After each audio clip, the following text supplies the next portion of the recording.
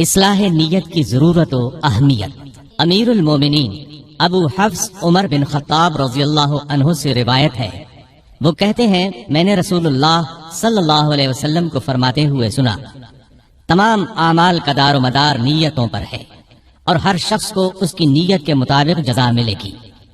جس کی ہجرت اللہ اور اس کے رسول کے لیے ہو تو اس کی ہجرت اللہ اور اس کے رسول کے لیے ہے، اور جس کی ہجرت حصول دنیا کے لیے یا کسی عورت سے نکاح کی غرض سے ہو تو اس کی ہجرت اسی چیز کے لیے ہے جس کے لیے اس نے ہجرت کی۔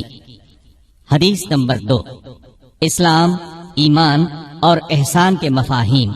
سیدنا عمر رضی اللہ عنہ سے روایت ہے، فرماتے ہیں ایک دن ہم رسول اللہ صلی اللہ علیہ وسلم کی خدمت میں بیٹھے تھے کہ اچانک ایک شخص نمودار ہوا جس کا لباس انتہائی سفید اور بال سخت سیاہ تھے، اس پر سفر کے آثار دکھائی دیتے تھے، نہ ہم میں سے کوئی اسے پہچانتا تھا۔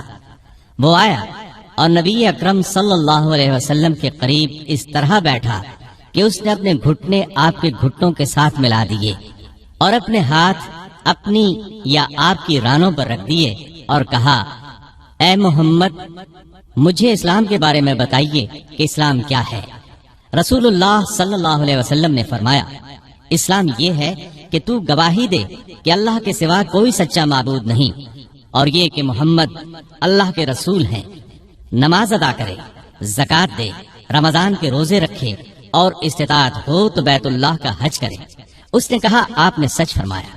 حضرت عمر رضی اللہ عنہ کہتے ہیں ہمیں تعجب ہوا کہ وہ خود سوال کرتا ہے اور خود ہی جواب کی تصدیق کرتا ہے۔ پھر اس نے کہا، مجھے ایمان کے بارے میں بتائیے کہ ایمان کسے کہتے ہیں۔ آپ نے فرمایا، ایمان یہ ہے کہ تو اللہ پر، فرشتوں پر، اس کی نازل کردہ کتابوں پر، اس کے رسولوں پر، آخرت پر اور اچھی بری تقدیر پر ایمان رکھے۔ اس نے کہا، آپ نے بالکل درست فرمایا۔ پھر اس نے کہا، احسان کے بارے میں بتلائیے کہ احسان کسے کہتے ہیں۔ آپ نے فرمایا، احسان یہ ہے کہ تو اللہ کی عبادت یوں کرے گویا تو اسے دیکھ رہا ہے، اور اگر یہ مقام حاصل نہ ہو تو کم از کم یہ خیال رہے کہ وہ تجھے دیکھ رہا ہے اگرچہ تم نہیں دیکھ رہے۔ پھر اس نے کہا کہ مجھے قیامت کے بارے میں بتلائیے کہ کب آئے گی۔ آپ نے فرمایا، اس کے متعلق میرا علم تمہارے علم سے زیادہ نہیں۔ اس نے کہا، تو پھر اس کی نشانیاں ہی بتلا دیں۔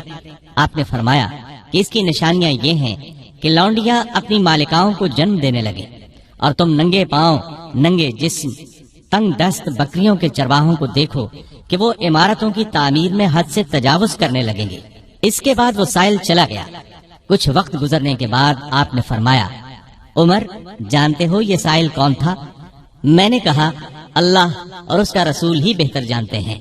آپ نے فرمایا، یہ جبریل تھے جو تمہیں تمہارا دین سکھانے آئے تھے۔ حدیث نمبر 3، ارکان اسلام۔ ابو عبد الرحمن سیدنا عبداللہ بن عمر بن خطاب رضی اللہ عنہما سے روایت ہے، کہتے ہیں میں نے رسول اللہ صلی اللہ علیہ وسلم کو فرماتے ہوئے سنا، اسلام کی بنیاد 5 چیزوں پر رکھی گئی ہے: گواہی دینا کہ اللہ کے سوا کوئی معبود برحق نہیں اور محمد اللہ کے رسول ہیں، نماز قائم کرنا، زکوٰۃ ادا کرنا، بیت اللہ کا حج کرنا اور رمضان المبارک کے روزے رکھنا۔